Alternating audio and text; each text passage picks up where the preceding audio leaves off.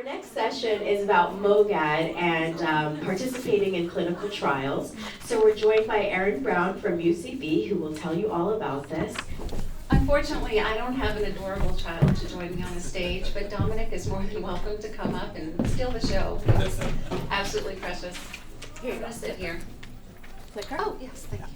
Thank you. So that's a hard act to follow, really, all of it. Just thank you so much for sharing your stories today. As Samira said, my name is Erin Brown. I'm a clinical project manager with UCB, and I'm joined with some of my colleagues here today, Sherry, Lindsay, and Barbara. First of all, thank you to Samira and her team for having us. It's always such a treat and just a gift for us to be able to sit with patients and caregivers and really listen to and hear your journey through rare disease. The patients who have spoken today, really just thank you for being willing to share your stories with us.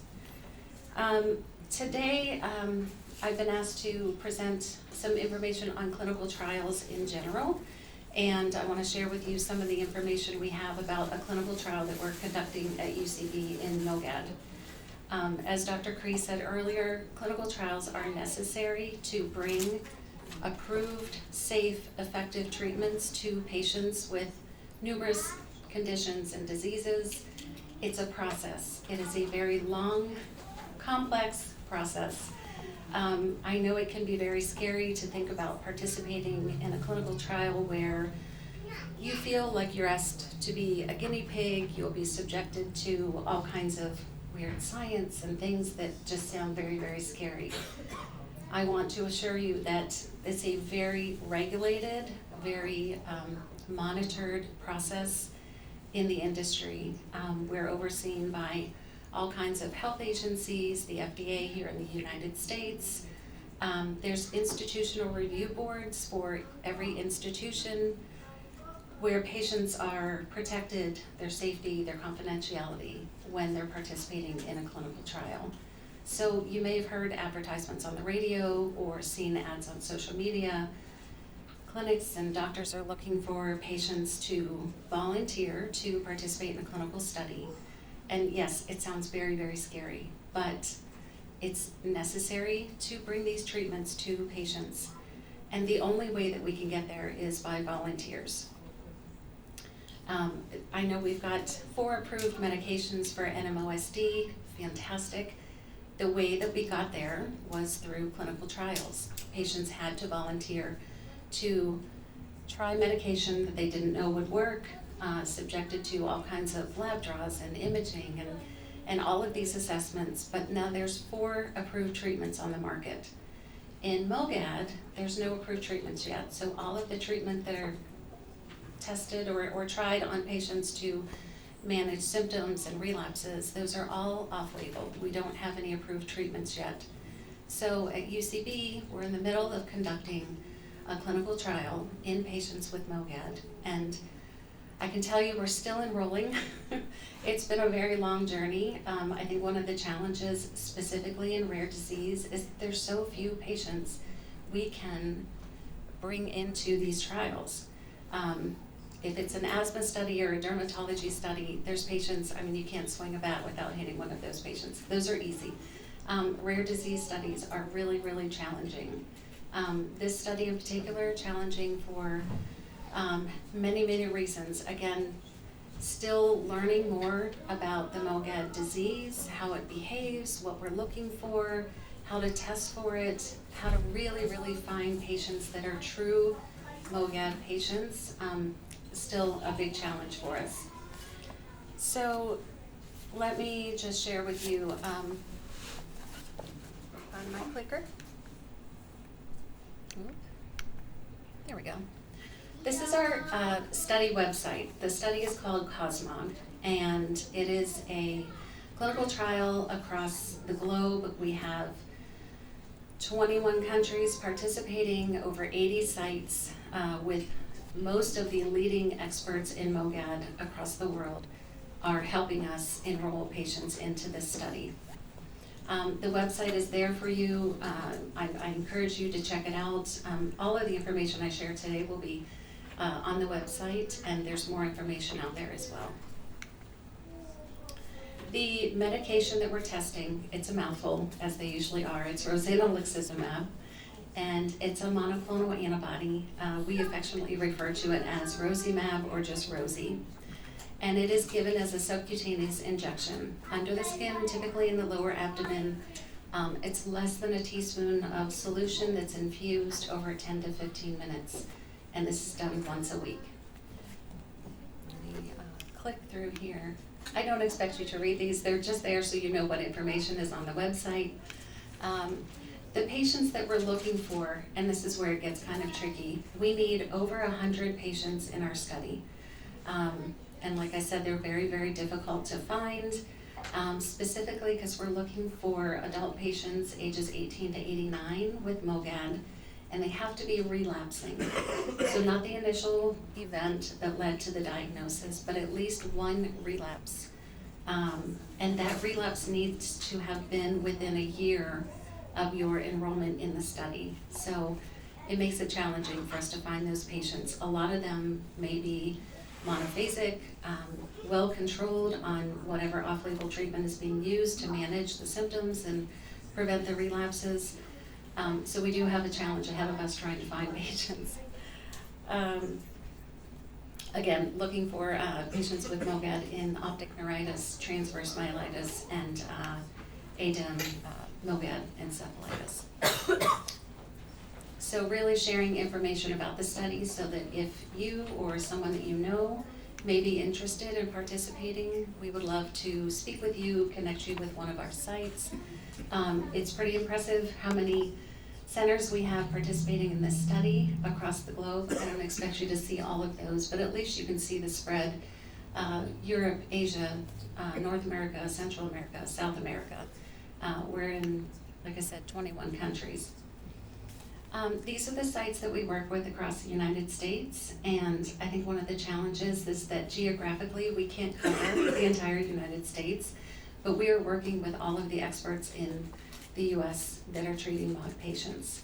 So if you are interested in more information about the study, if you don't see a site that might be near you, I assure you we can get you connected with one of these centers, regardless of how far you are. Initially in the study, you go through a screening period that lasts a few weeks where we do some assessments, make sure that you meet the eligibility criterion, and then you go into what's called a double-blind phase of the study. And double-blind simply means that neither you, your study physician, or anyone at UCB knows which treatment you've been assigned to. And this is to make sure that we minimize any type of bias that may come from knowing that a patient is on a particular treatment. One of the tricky parts about the study also is that in double-blind, there's a computer-generated assignment to one of two treatment arms. You can be assigned to be treated with Rosimab, or you can be assigned to be treated with a placebo. Now, placebo really is saline solution. It has no active ingredient in it. And as we heard earlier, sometimes there's this question about ethical, is it ethical to bring patients into a study with a severe disease like MOGAD and treat them with a placebo? I assure you, if we could find a way to do this without a placebo arm, 100% we would do it. But the only way we can determine if the effects of whatever treatment you're receiving, we can't tell if it's the study drug creating good or bad effects on your physical health and your condition, or if it's just related to something else going on in your body. The placebo in this study is necessary for us to be able to differentiate the treatment effect. The good news is, if you are in double-blind, we don't know which treatment you're on. If you do experience a relapse while you're in the study, you are immediately treated with rescue medication, and that is entirely up to your treating physician, how you're treated, how your relapse is treated. And then you have the opportunity to move into what we call an open label phase.